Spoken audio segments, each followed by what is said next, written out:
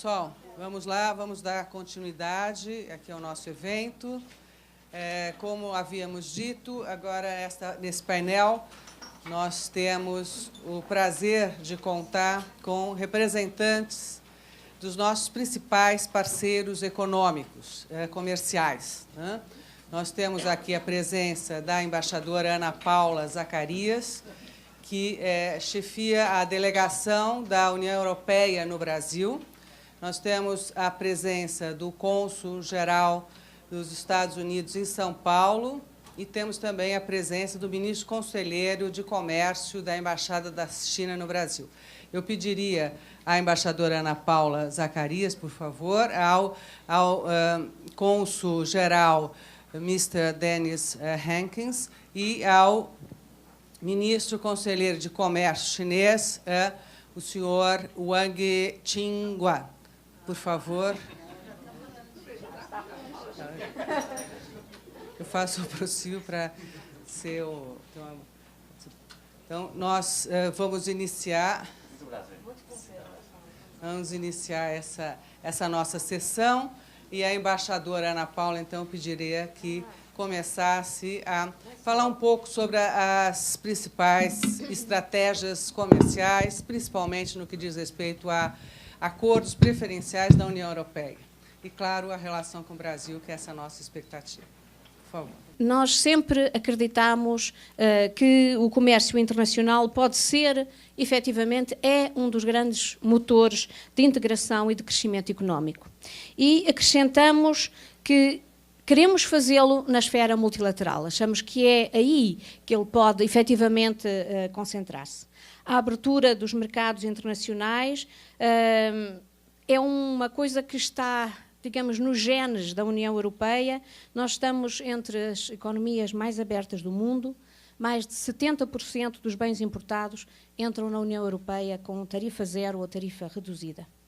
E achamos que essa negociação, essa estratégia comercial da União Europeia tem como prioridade incondicional o seu apoio à agenda multilateral.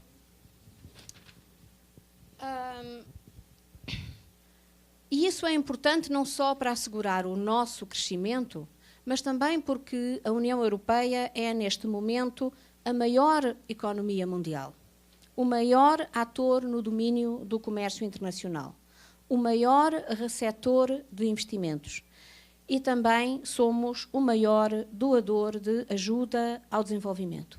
Isto cria-nos também uma certa responsabilidade mundial e essa responsabilidade leva-nos a ser um ator sempre atento aos processos multilaterais de cooperação nesta área. Infelizmente, vemos que o mesmo se desenrola a uma velocidade muito baixa.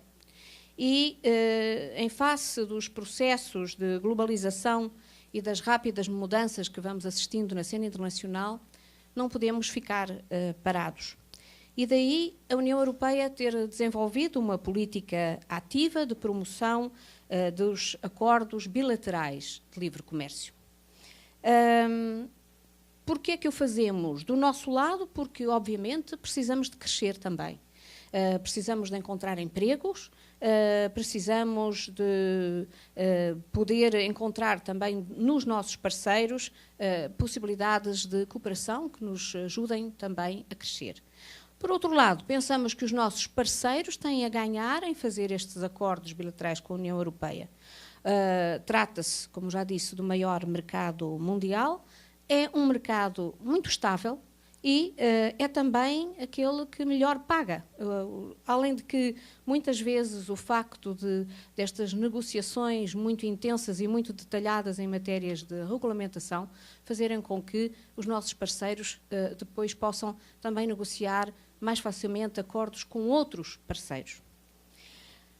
Nós temos vindo a negociar muitos desses acordos. Hoje de manhã tivemos aqui uma lista que é bastante maior, eu estive a ver os números, é bastante maior do que aquela que foi aqui apresentada.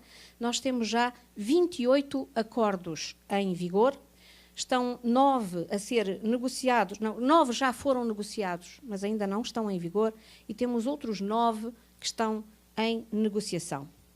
além de muitos outros acordos que se chamam acordos de comércio e desenvolvimento que estão a ser negociados com os países ACP. No dia 1 de março entrou em vigor o acordo com o Peru e esse acordo abre um benefício anual imediato de mais de 500 milhões de euros para as empresas.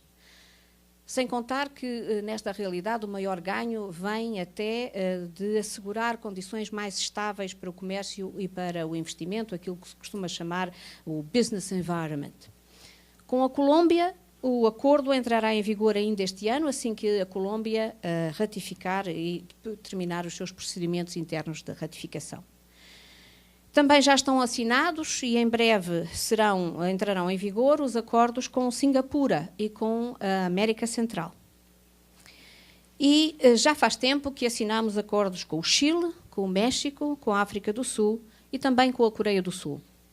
Aliás, eu pararia aqui para falar um bocadinho deste acordo com a Coreia do Sul, que entrou em vigor em julho de 2011 e que nós chamamos um acordo de última geração, porque, como também se referiu aqui hoje de manhã, os acordos hoje não se circunscrevem apenas às questões tarifárias, eles vão muito além disso e acabam por tratar também de regulamentação técnica, de questões sanitárias ou fitossanitárias, problemas de padrões industriais, até inclusive de desenvolvimento sustentável.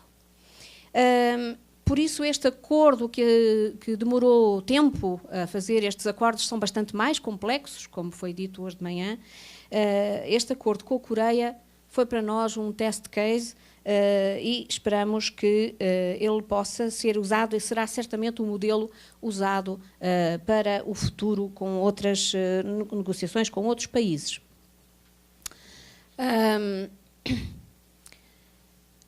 Este modelo de acordo mais complexo está a ser negociado também com a Malásia. As negociações foram lançadas em maio de 2010, com o Vietnã, lançado em junho de 2012, e dia 6 de março passado começámos as negociações com a Tailândia.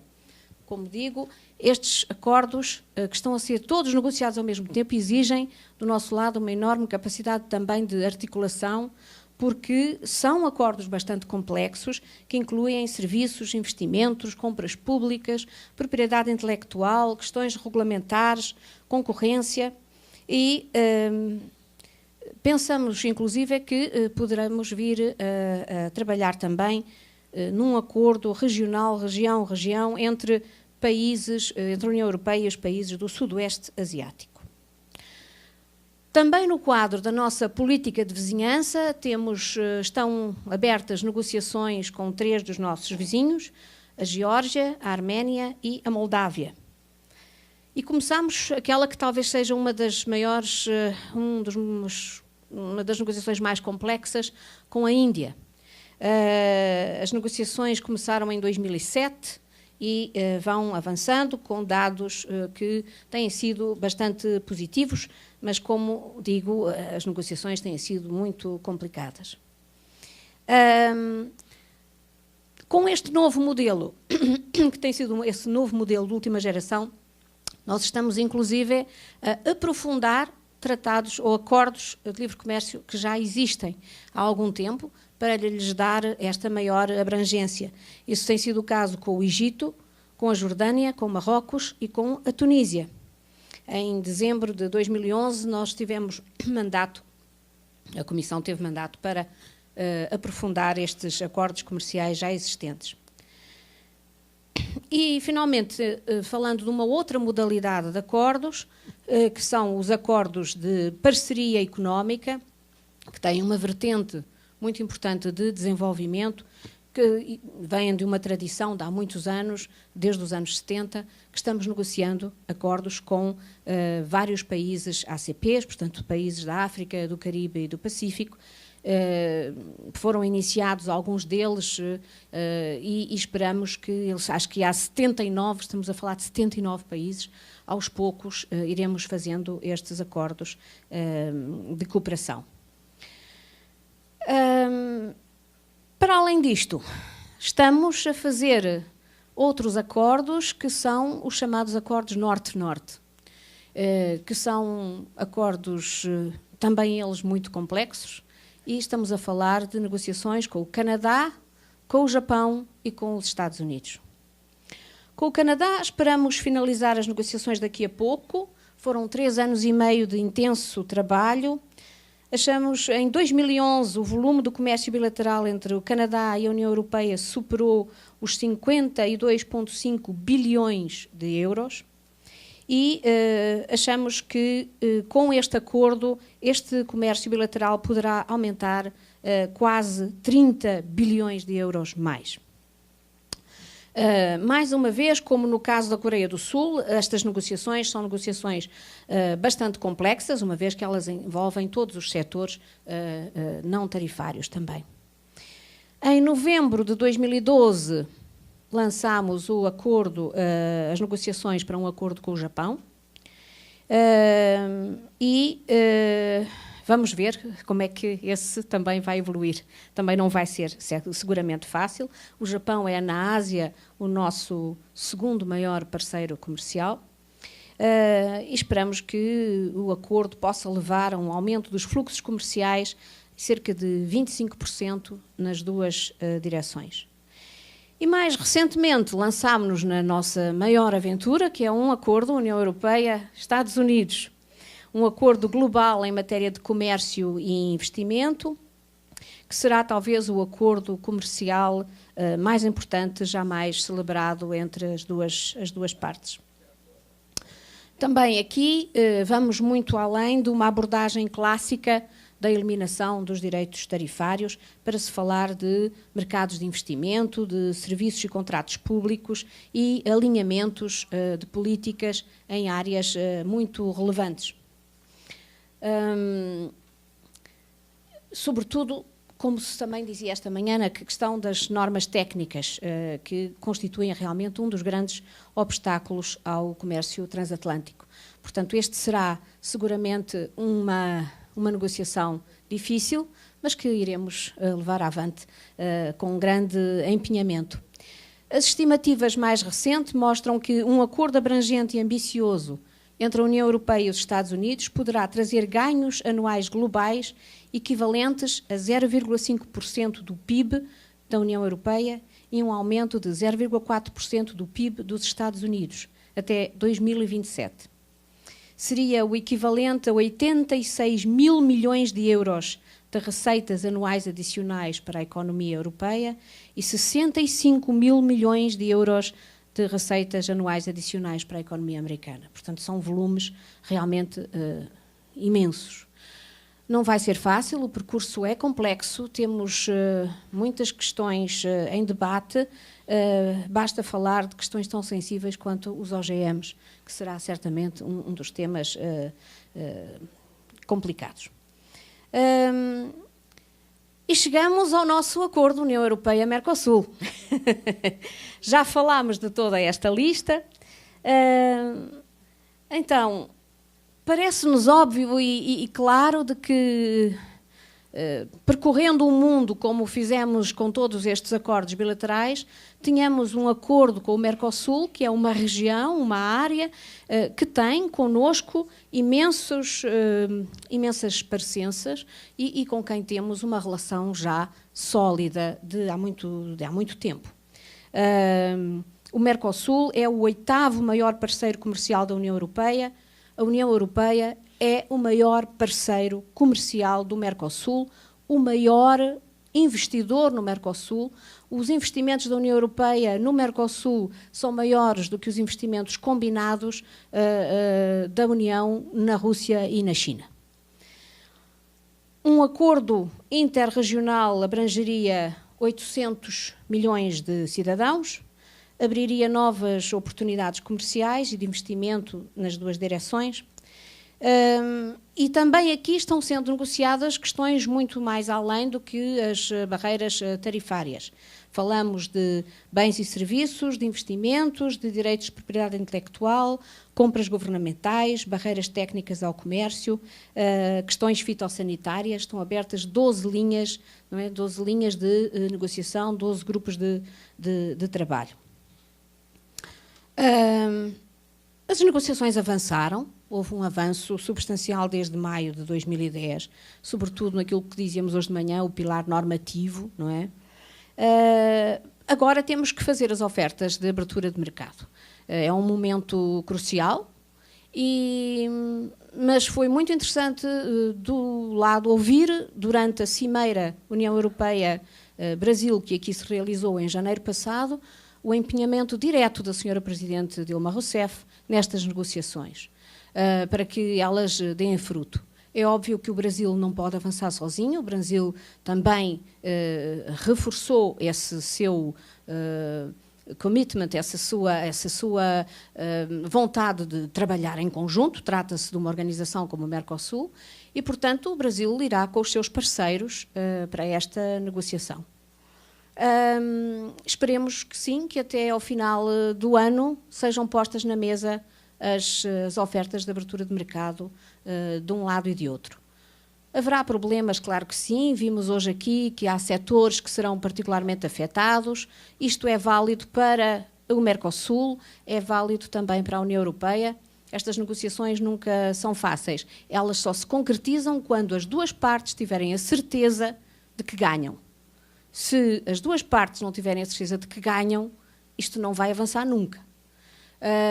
Mas, como em tudo, é preciso olhar para a floresta no seu conjunto e ver que, às vezes, para a floresta poder crescer, há uma ou outra árvore que provavelmente não serão tão regadas como as outras.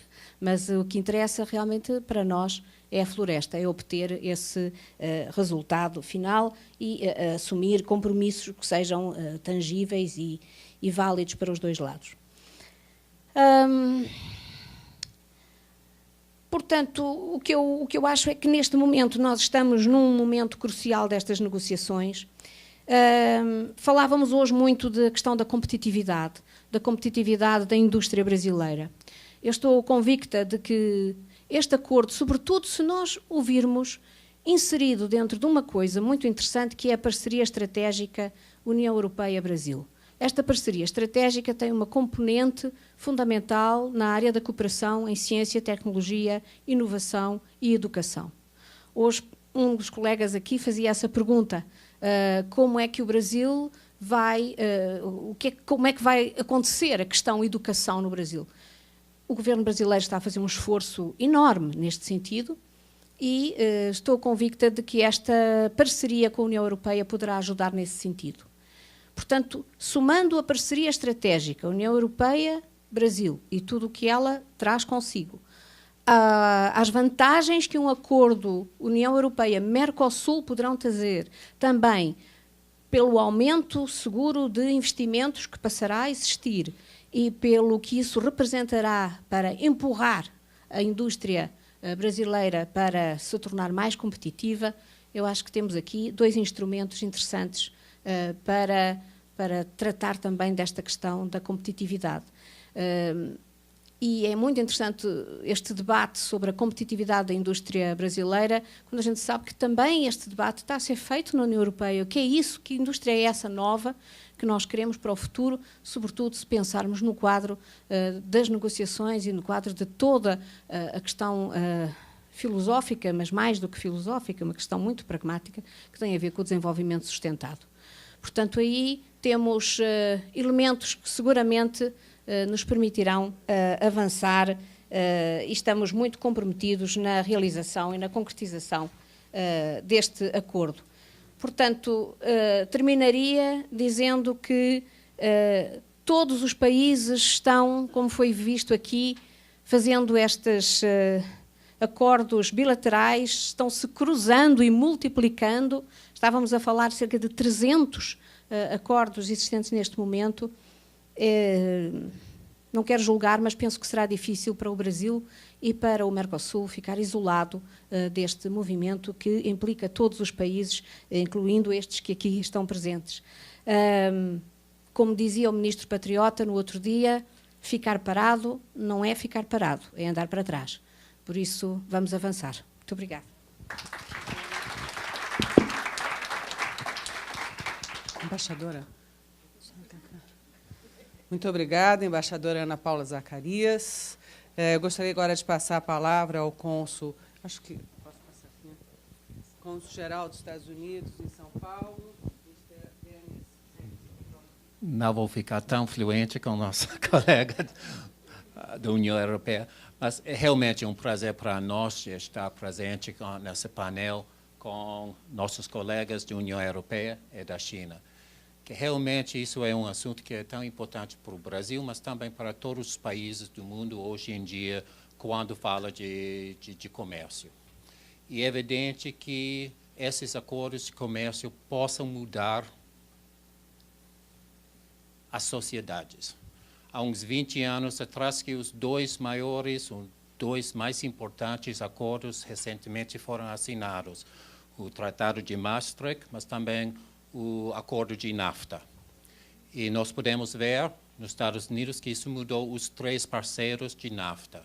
Então, o México, a economia deles mudou até que o momento que hoje em dia o México é o maior concorrente do Brasil em termos de força econômica na América Latina. Os Estados Unidos abriu novos mercados ao mesmo tempo que foi transferido muitas indústrias para outros países, indústrias que realmente, eventualmente, não houve possibilidade de sucesso, mas com novos mercados, abriu novas oportunidades também para nós. E nossa relação com o Canadá é quase um mercado comum hoje em dia. Então, os investimentos em indústria no Canadá servem ao mercado americano também com o Canadá. Então, afinal, mesmo com muitos problemas, não foi 100% sucesso, mas houve uma mudança tão importante. Eu deixar para o colega europeu falar de mudanças europeias, mas é evidente que a Europa de hoje é bem diferente que a Europa de 20 anos atrás, em termos de poder internacional, não só econômico, mas também político, a causa dessa integração pouco a pouco dos países da Europa. Eu vou falar hoje um pouco, não só de nossas políticas internacionais, mas também nossas relações com o Brasil. Que, evidentemente, o Brasil tem preocupação, tem interesse em termos de novos acordos que o Brasil mais e mais joga um papel importante nos mercados internacionais. Entre os Estados Unidos e o Brasil, essa relação continua a crescer. No ano passado, foi mais de 100 bilhões de dólares de intercâmbio entre o Brasil e os Estados Unidos. As empresas americanas fizeram quase 15 bilhões de dólares de investimento direto no Brasil, mas no mesmo momento, 50% o Brasil também fez investimentos nos Estados Unidos, de mais ou menos 8 bilhões de dólares.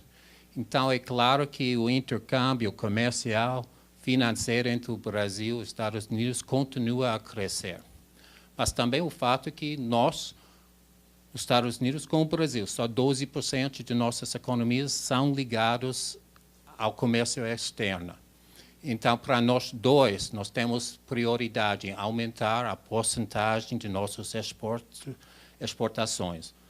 Que no caso do Brasil, com quase pleno emprego, então é claro que para ter mais produtividade, tem que ter mais mercados, tem que criar mais, produzir mais, para ver o crescimento da economia.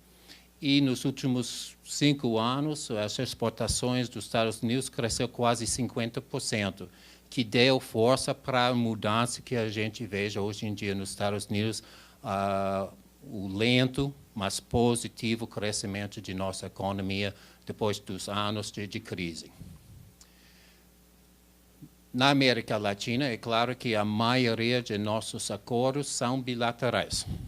Nós temos vários acordos de free trade agreements com países, indivíduos na América Latina. No caso do Brasil, a gente fica bem longe desse momento, mas ainda tem crescimento em termos de nossas relações. Já com mudanças em termos de intercâmbios, de informações, de impostos, a gente pode pensar em termos de ter um acordo de impostos bitributários, acho que é a palavra, dentro de uns anos, que é importante, que reflete também que uns anos atrás no Brasil talvez foi protecionista nesse sentido, mas hoje em dia o Brasil tem investimentos nos Estados Unidos. As empresas brasileiras também têm interesse de não pagar impostos duas vezes. Já foi visto já há muitos anos, antigamente em termos, por exemplo, de proteção de propriedade intelectual. Foi um assunto para os Estados Unidos e a Europa, mas hoje em dia o Brasil tem novas tecnologias, tem inovação e as empresas brasileiras ficam tão determinadas de proteger a sua inovação como outras empresas. Então, já nós temos uma nova conversa com o Brasil nesse sentido. Então, com o crescimento do Brasil, nós vejamos que os interesses econômicos, financeiros ficam mais e mais coordenados entre nós dois. Claro que ainda temos pontos de diferença. No setor agrícola, particularmente, é sempre difícil. Como foi dito, nas nossas negociações com a Europa, com vários países, isso é sempre um setor bem sensível para, acho que para todos os países. Mas em termos dos grandes movimentos hoje em dia do governo americano, então a política do presidente Obama em termos de comércio, 3 pontos principais. Então, os Estados Unidos fica com um país Atlântico e também Pacífico. E nós temos essa chamada virada para a Ásia, que representa o nosso maior mercado em termos de exportações e importações, mas também representa 40% do PIB mundial. Então, nós estamos agora no processo de negociações para a região pacífica. Não somente os países da Ásia, mas também países como Chile e Peru, que fazem parte desse oceano.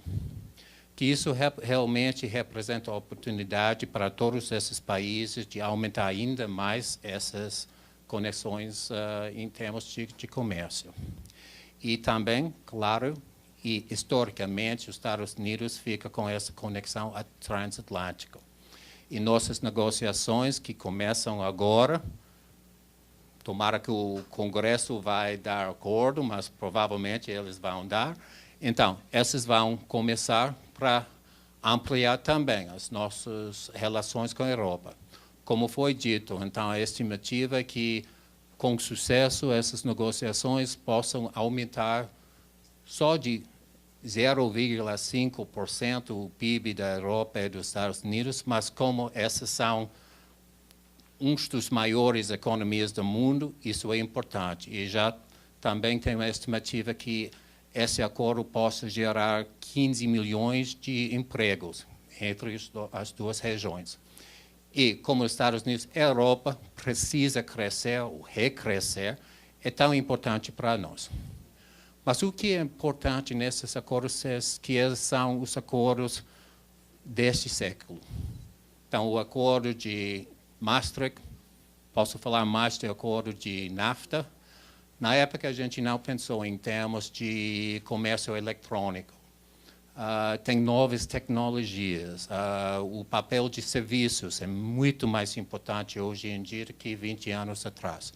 Então, comércio não é mais só uma questão de exportar uma coisa para um outro país, mas é frequentemente exportar uma ideia, de exportar mensagem, de exportar comunicações, talvez não fisicamente, então, de eletrônico. Então, nessas negociações, nós pensamos que as negociações de comércio têm que ser desse século e de tratar de novos assuntos. Então, tarifas são importantes, claro, mas tem muitas diferenças que são barreiras não tributárias. oficial e não oficial. E também temos que pensar em termos de desempenho do governo, que se o governo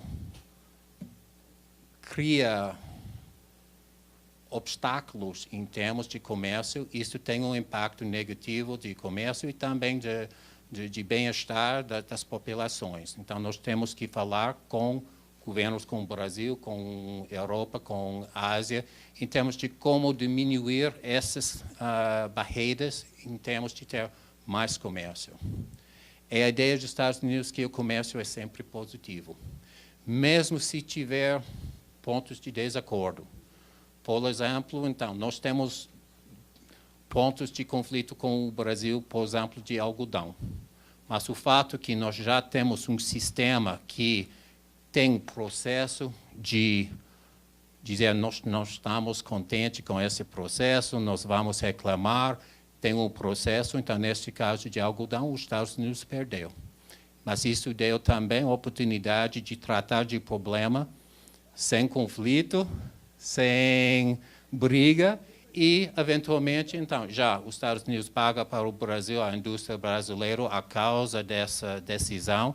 E com as novas regras no Congresso hoje em dia, nós esperamos que os problemas mais específicos em termos de nossas regras possam ser resolvidos. Com o Brasil, já temos bem longe em termos de Free Trade Agreement, mas já temos tantos novos diálogos. Foi criado com visita do presidente Obama no início de mandato do presidente Rousseff, o primeiro acordo sobre comércio e relações comerciais e financeiras. Isso criou diálogos e nós temos também uma associação de CEOs das empresas brasileiras e americanas que falam dos pontos de conflito entre nós. E já houve um impacto em termos de questões de vistos, em termos de questões de regras sanitárias, regras de importação. Então, todos esses pontos que são sensíveis e têm uma tendência de diminuir o volume de comércio entre nós dois. E nós podemos pensar que nós vamos continuar com mais assuntos.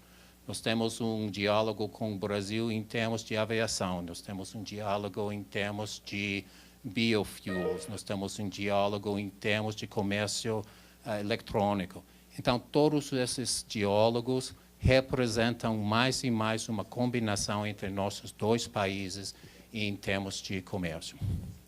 É evidente que para o Brasil, vocês possam ver que os Estados Unidos está tentando criar novos acordos, grandes acordos, a leste e também a oeste. E isso também implica que esses grandes grupos mundiais vão continuar, eventualmente, num sentido ou outro, para mais integração comercial. E nós entendemos que o Brasil tem que pensar também nesses acordos, o papel do Brasil. Então, achamos que esse tipo de encontro é muito importante de ver quais são os interesses dos seus parceiros principais, mas também como o Brasil tem que entrar nesses discursos com seus amigos. Obrigado.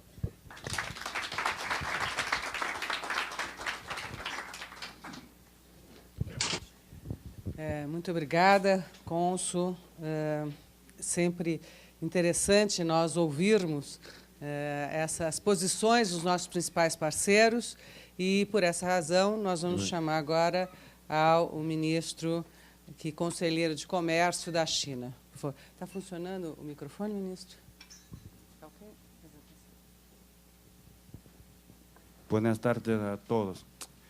Permítame falar portuñol, porque siempre trabajaba en los países de habla española y portuguesa y no ya mezclado. Acho que brasileiros são muito inteligentes, que podem entender-me bem. Em primeiro lugar, queria agradecer à Fundação, que me da esta oportunidad de reunirme con los brasileños aquí presentes, también con colegas diplomáticos, que los dos representan casi 50% de PIB del mundo.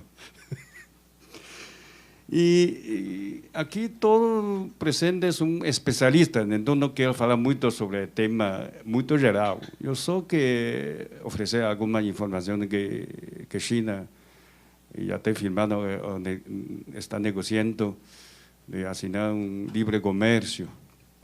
Desde el año 2003 hasta hoy, China ya creó con 25 países y regiones 12 zonas de libre comercio que se distribuyen en Asia, Oceanía, América Latina y Europa.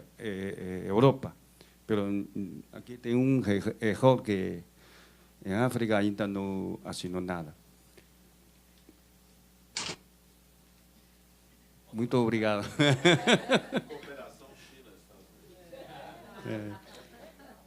Primero, quería ofrecer información a los acordos da zona de livre comércio entre China e os seus duas regiões administrativas especiais, Hong Kong, Macau e também com Taiwan. Esse é pouco complicado, que quero informar alguma informação sobre a China. A China realmente tem 5 cidades, grandes cidades, que são subordinadas diretamente ao governo central. Cuatro, realmente 4. Incluyendo la capital china, Beijing, y la mayor ciudad de industria y comercio, Shanghai, y la mayor ciudad de China, no centro es Chongqing, y otra ciudad es Tianjin. Estas 4 ciudades, la población, todo sobrepasa 10 millones de habitantes. Y también China tiene 23 provincias, incluyendo Taiwán. Y como usted sabe, en caso de más 5, llamamos zonas autónomas, que a gente sabe una zona de Mongolia interior, y también zonas autónomas como a gente sabe que es Tíbet. Y además tiene 2 regiones administrativas especiais, Hong Kong e Macau. Hong Kong devolvió a China a soberania en 1997 y Macau devolvió a soberania en 1999. Así que se establecieron 2, llamamos zonas administrativas especiales, porque las 2 zonas son zonas de regiones especiales de, ¿cómo se dice?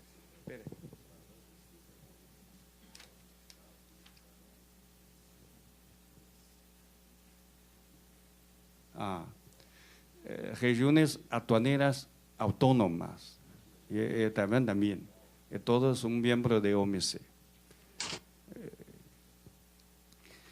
Y en cuanto al acuerdo con Hong Kong, el nombre completo en portugués es el siguiente: Acordo de Estreitamiento das Relaciones Económicas y Comerciales entre o interior de China con Hong Kong.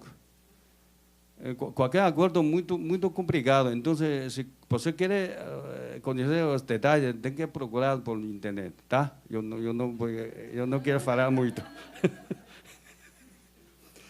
Y esa abreviatura es CEPA. CEPA firmó en 2005 y hasta hoy está firmando más 7, llamamos protocolos complementarios, que desde primero un acuerdo de libre comercio de mercadorías y ahora 7 protocolos se refiere a investimentos o comercio de servicio. Y realmente desde el año 2006 y la mercadería entre el interior de China y Hong Kong, que es de todo exento de impuestos. Y en cuanto con Macao, es muy semelhante de Hong Kong. Próximo, por favor. Y en cuanto al acuerdo con Taiwán, ese no es un acuerdo solo de libre comercio, un acuerdo muy geral.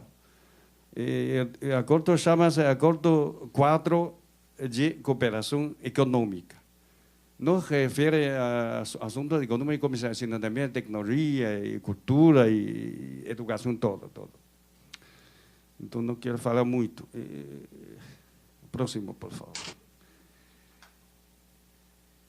Y a China también firmó con la Asociación de las Naciones del Sudeste Asiático, que todo el mundo sabe, esa asociación incluye 10 países asiáticos.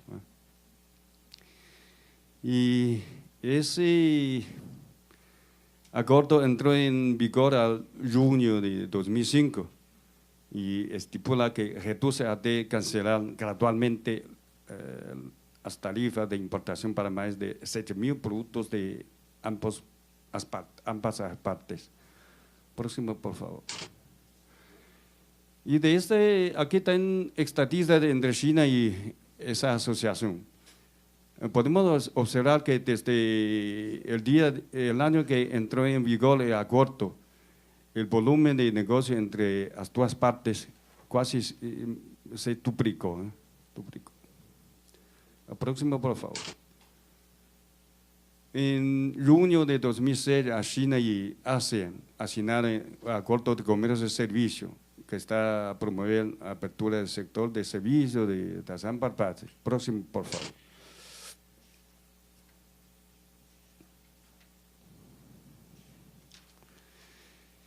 Y en cuanto al Acuerdo de Libre Comercio entre China y Chile, entró en vigor en 2006 y es el primer acuerdo entre China y un país latinoamericano. Y también de cifra que podemos notar que después de asignado de libre comercio, el comercio entre los dos países también se aumentó mucho. Próximo, por favor. El cuarto es entre China y Pakistán. Próximo, por favor. Y también ese acuerdo entre China y Nueva Zelanda, asignado en 4 de abril de 2008. El primer acuerdo de libre comercio entre China y un país desenvolvido. Próximo, por favor.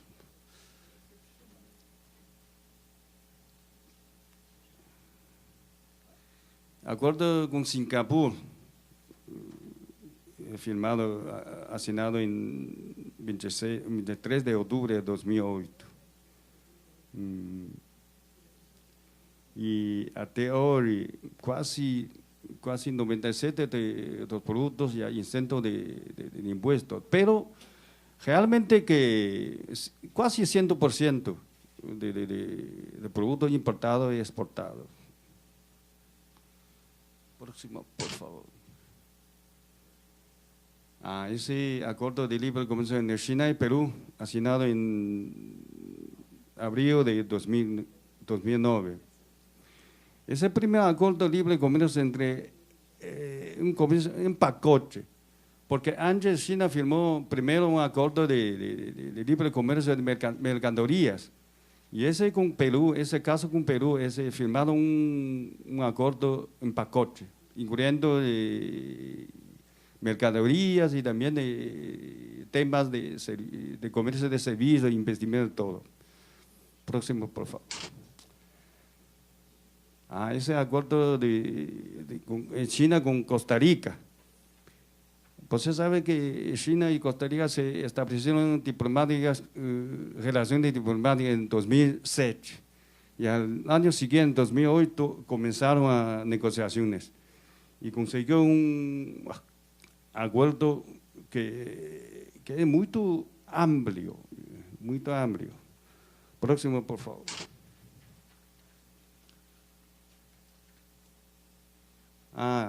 Próximo, por favor. Ese acuerdo con Islandia es firmado recientemente, no día 15 de abril de este año corriente. Próximo, por favor. Otro acuerdo de comercio de Asia-Pacífico. Está incluyendo solo 5 países, 6 países. Pero no es un acuerdo que dentro de un ámbito de Naciones Unidas, tal vez así.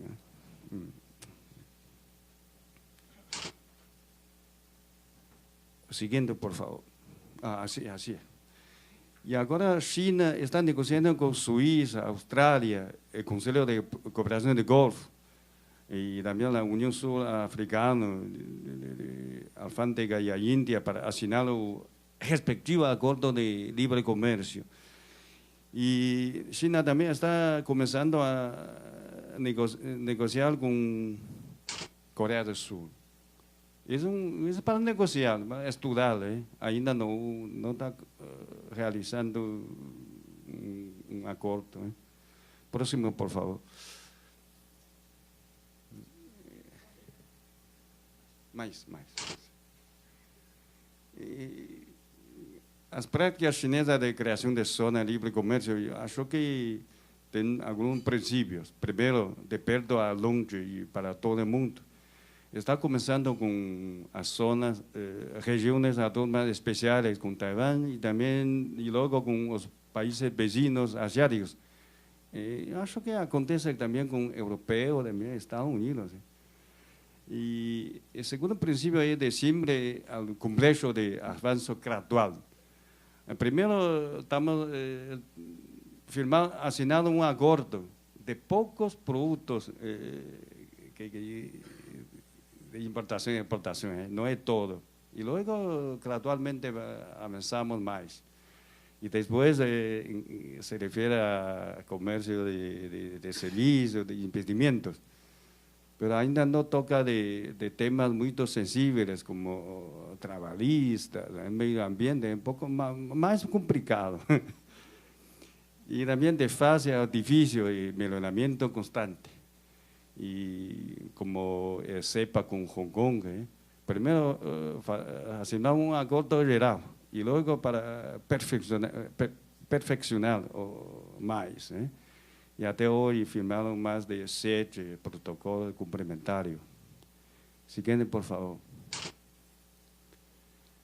Os benefícios da zona de livre comércio, acho que o crescimento do comércio, já notamos que depois de assinado o acordo de livre comércio, e o comércio entre as duas partes se aumenta muito. E também isso ajuda a diversificação de mercado. E redução de custos do consumidor. Isso é mais importante, porque quando importamos alguns produtos que não pagam impostos, a gente que pode comprar com coisas mais bonitas, bons, com preço mais baixo.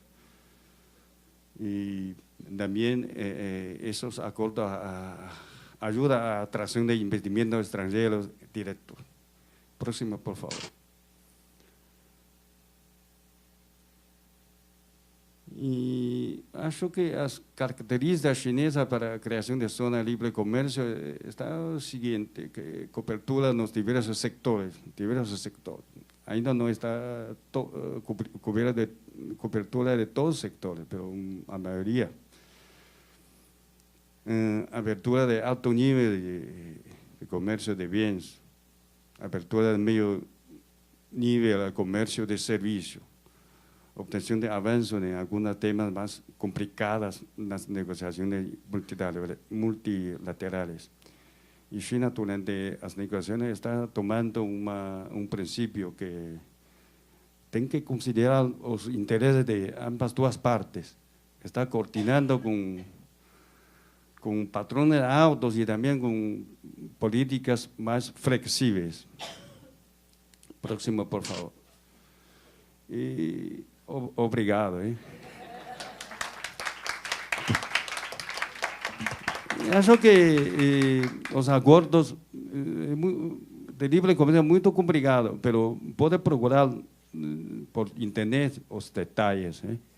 Se tem alguma dúvida, pode mandar e-mail para mim. Por si todos me mandam e-mail, não tenho tempo para atender. Muitas graças. Muito obrigada, ministro. Nós vamos abrir agora para algumas perguntas. Por favor, temos aqui 3 já inscritos. 3 perguntas rápidas. Vera Torstensen, da Getúlio Vargas, de Economia. Embaixadora, quando todos os nossos alunos de OMC e GATT sempre aprenderam que Estados Unidos e comunidade não precisavam de acordos porque tinham o GATT. Né?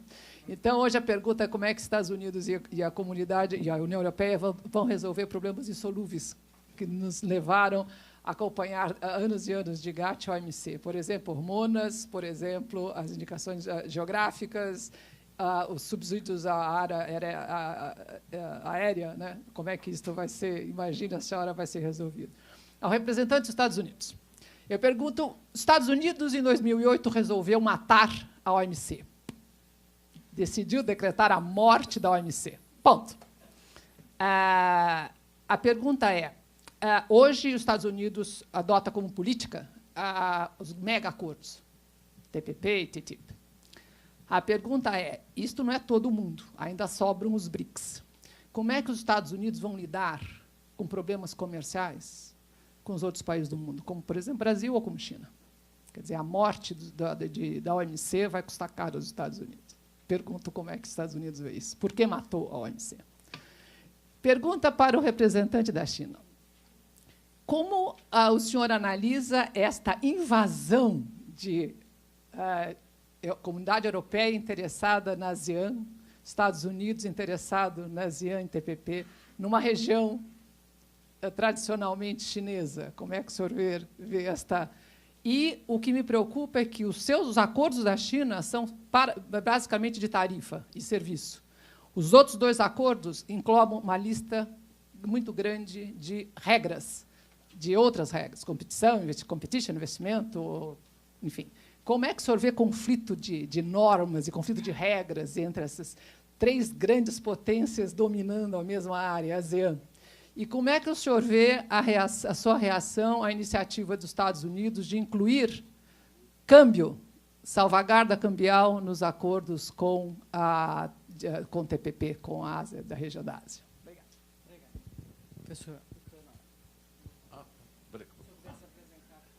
Bom dia.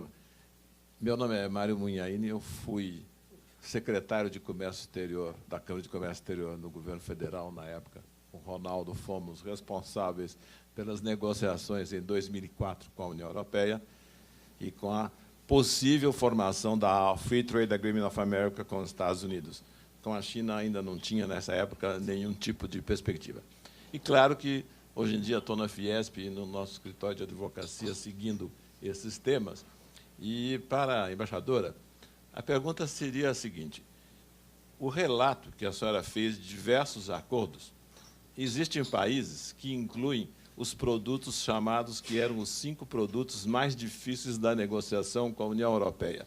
Carne, açúcar, etanol, sem dizer outros. Tailândia é um grande produtor de açúcar. A senhora fez um acordo com ele. O açúcar entrou no acordo. Devem ter outros acordos feitos com países que têm carne. A carne entrou no acordo. Eu digo isso, não é uma provocação, mas sim é um facilitador. Se a senhora já negociou esses produtos nesse âmbito com outros países, seguramente ou usou a nossa cota ou vai ter que arranjar uma cota suplementar para negociar conosco. Então, é uma pergunta difícil.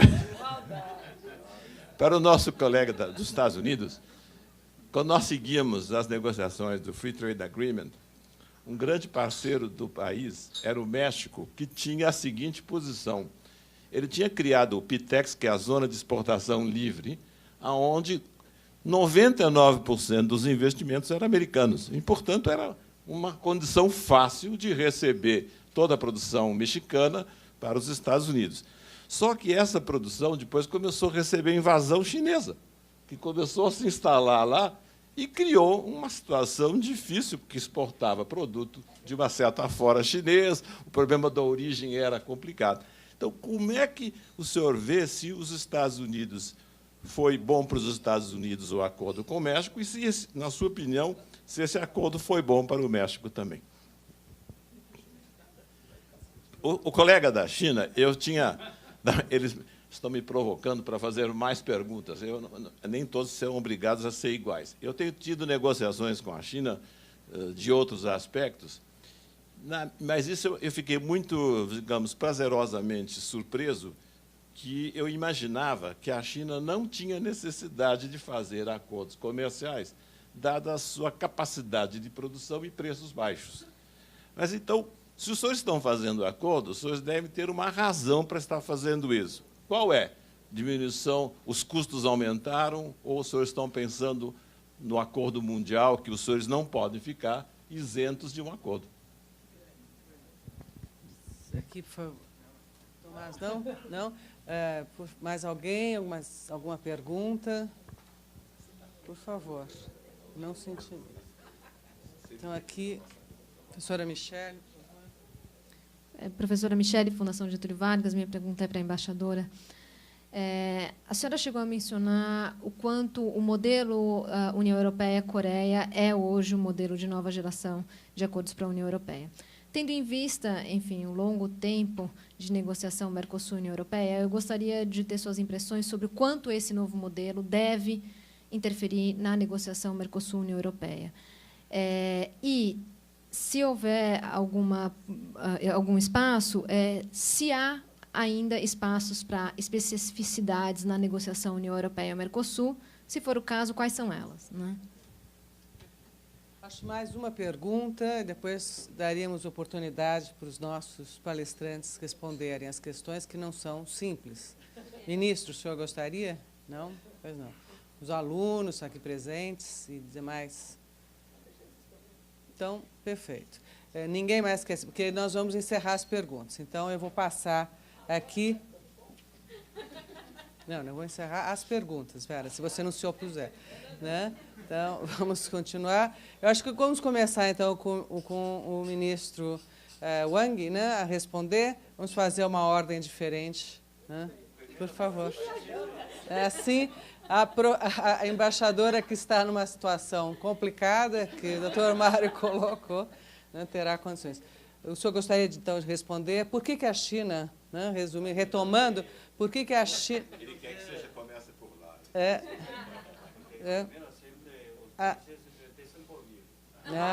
Tá certo. Tá certo. Então, a China pode pleitear. Então, pode pleitear. O senhor prefere passar a palavra? Tem mais influência temas internacionais. Pois não. Cônsul, o senhor gostaria, então, de falar pelos Estados Unidos? Esse é o compromisso, por favor.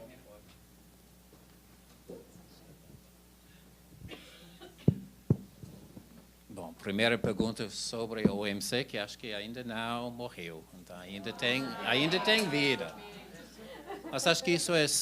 Bom, sempre que fala de um instituto multilateral, é sempre difícil achar consenso. De vez em quando, todas as estrelas estão no momento certo para ter progresso.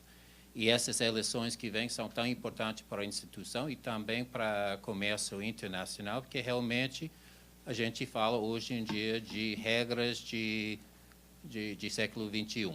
Então, tem novos aspectos que têm que ser feitos e tem candidatos de qualidade, claramente o candidato do Brasil, que tem que mudar esse instituto para que ela possa fazer o que é importante para o mundo. Mas, enquanto, então, os Estados Unidos não fica parado. Então, se não tiver essa oportunidade de acordos mais globais, então nós temos que procurar acordos bilaterais e mesmo acordos mais amplos. Então, esse acordo de Pacífico é 15 países, o acordo com a União Europeia, então envolve tantos países. Então, isso é o que nós podemos fazer ao momento. Em termos dessa questão de benefícios para os Estados Unidos de NAFTA, então, realmente, como eu disse, a maioria dessas indústrias que foram transferidas para o México já foram a morrer. Então, foi uma mudança da economia americana que, hoje em dia, a gente veja que, com essas mudanças, nós esperamos que vai ficar mais poderoso, mais eficiente, mais ao ponto de tecnologia do que essas indústrias. E o fato que China entrou não é tão mal. O fato que China cresce não é negativo para nós. Então, quando o presidente Nixon foi para a China, uns 40 anos atrás, foi com a ideia de abrir a economia chinesa, que a China entra nos mercados internacionais, seja um membro de comunidade internacional. Então, é um sucesso, é realmente um grande sucesso da China, que hoje em dia é tão poderoso em termos econômicos, com todos os problemas que vêm com o crescimento. Então, para nós, o fato que a China é lá, isso não é negativo. E a nossa política também. Então, política de comércio possa ter um aspecto político também. Então, o crescimento e investimento no México mudou a economia, mas também a política de México. E nós sempre temos problemas, por exemplo, com migração. Então, que a economia mexicana fica mais forte, tem menos pessoas querendo ir. Nós também temos nosso programa de AGOA, que nós damos benefícios, até empresas brasileiras de instalar em Moçambique ou em Cabo Verde para fazer exportações para os Estados Unidos, porque isso tem uma dinâmica de aumentar a economia da África, que é positivo também para nós, não só em termos econômicos, mas também em termos de direitos humanos, de estabilidade política. Não, mas para dizer que subscrevo 100% o que o nosso colega acabou de dizer. É disso que se trata. Quando a economia mundial cresce, todos beneficiamos. E, em particular, os países que mais necessitam de apoio ao desenvolvimento também beneficiam desse desenvolvimento global. Agora, também para dizer que a OMC, do nosso ponto de vista, não morreu. Nós continuamos a apoiar as negociações que estão em curso no quadro do OMC. Achamos que é um caminho importante e o presidente Durão Barroso acabou de escrever uma carta à presidente Dilma nesse sentido, dizendo: precisamos do Brasil para dar continuidade às negociações que estão em curso. Não serão os resultados que houvéssemos esperado há tempo, mas alguns resultados ainda são possíveis e queremos continuar a trabalhar para eles.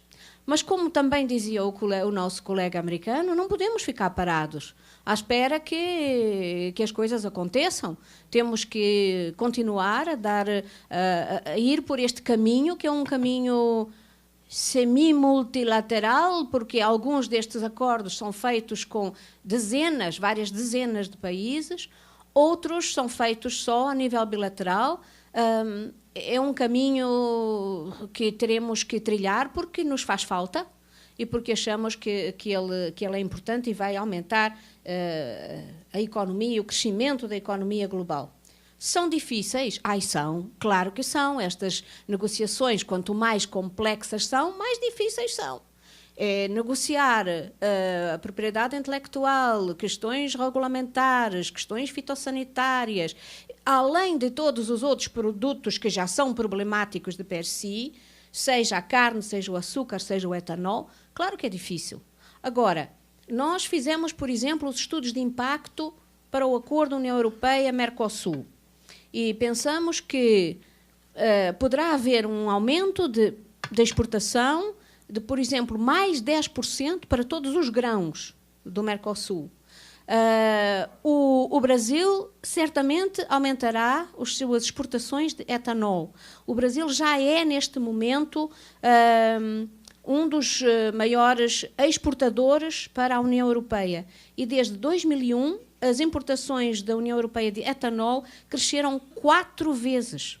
Portanto, se isto estiver no acordo, será certamente um elemento importante, sobretudo se falarmos até de coisas que já estão a acontecer, que é a cooperação na área dos biofuels de segunda geração.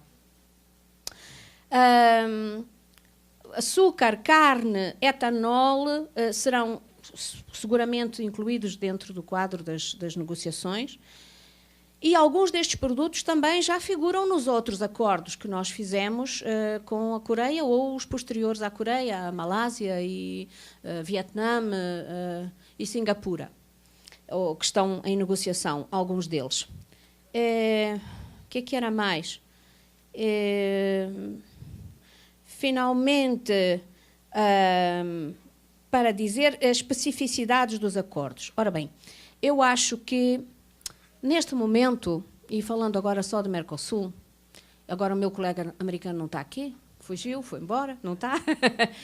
Eu só queria sublinhar este aspecto. É óbvio que tem que haver espaço para tudo. Nós estamos fazendo estas negociações todas ao mesmo tempo. Tem que haver espaço para tudo, mas também não posso negar que elas têm impactos umas sobre as outras. Então, o acordo União Europeia-Mercosul vem sendo negociado há muito tempo. E, obviamente, nós esperamos que este acordo se concretize, que as ofertas sejam feitas agora e que ele se concretize num espaço razoável de tempo.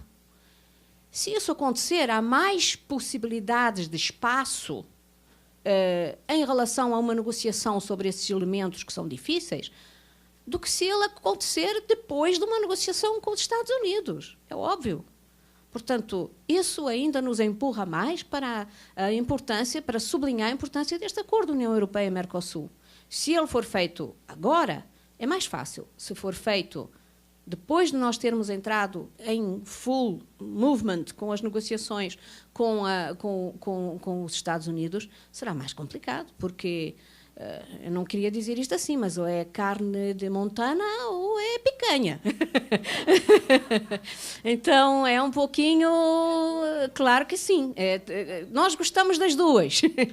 Mas terá que haver esse é um aspecto central também deste debate, obviamente.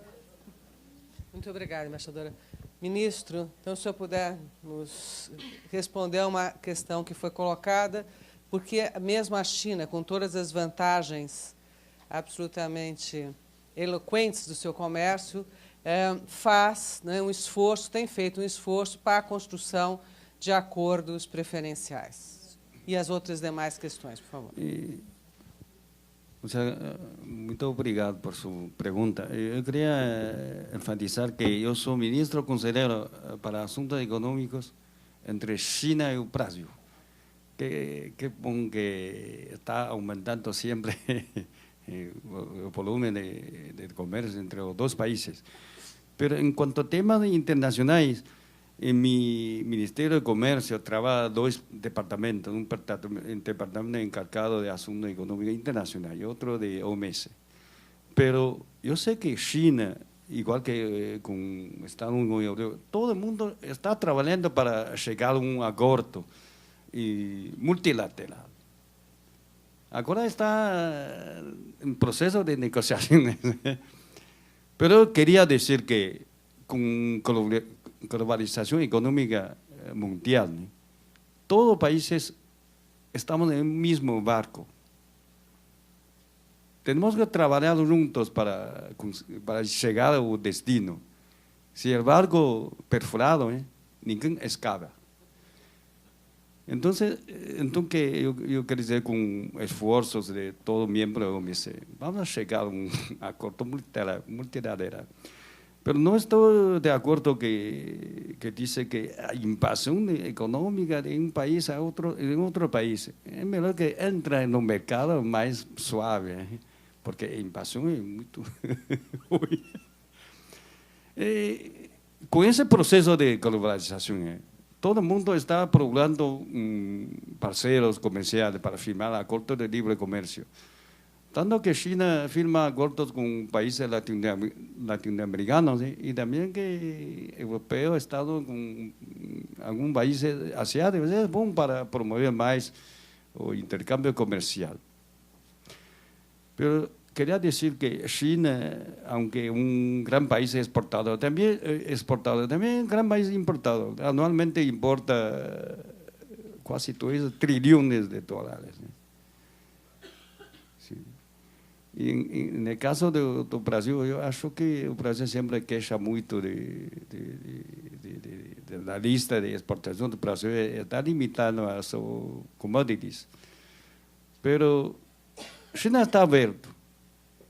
E muitos países já conseguem entrar no mercado chinês. Acho que o empresário brasileiro tem que ser mais dinâmicos para entrar no mercado. Eu sempre tomo um exemplo que estou trabalhando muitos anos em assuntos com todos os países latino-americanos. Eu trabalho lá na China, no Ministério do Comércio. Eu sei que o Brasil é um grande país produtor e exportador de café, mas lá na China quase não se vê nenhuma marca, quase. Mas a gente conhece só a marca Nescafé ou Café Colômbia. Por quê? Porque 3 anos atrás, as empresas ocidentais já começaram a trabalhar fazendo anúncios, propaganda lá na China. Eu sempre quero tomar um exemplo. Meu filho agora cumpre 30 anos. Quando era de 5 anos, ele recebeu um anúncio de propaganda de Café Colômbia. Que todo mundo sabe que a Associação de Produtores de Café de Colômbia é muito forte. Ele faz uma grande propaganda lá na China, mas eu tenho certeza que naquele momento a China não estava consumindo café, só chá. Mas ele faz propagandas incluso em los autobuses. Pero meu filho me perguntou, papá, que é esse nome? Eu sou colombiano. Que diz? Café Colômbia, melhor do mundo. Pero meu filho agora é grande homem, sempre consome café Colômbia. Ele não sabia que café do Brasil é quase igual, a qualidade igual a Colômbia. Então, não digo que não pode cruzar os braços queixando de outros, tem que trabalhar para entrar no mercado. E espero que mais produtos brasileiros entrem no mercado. Muito obrigado.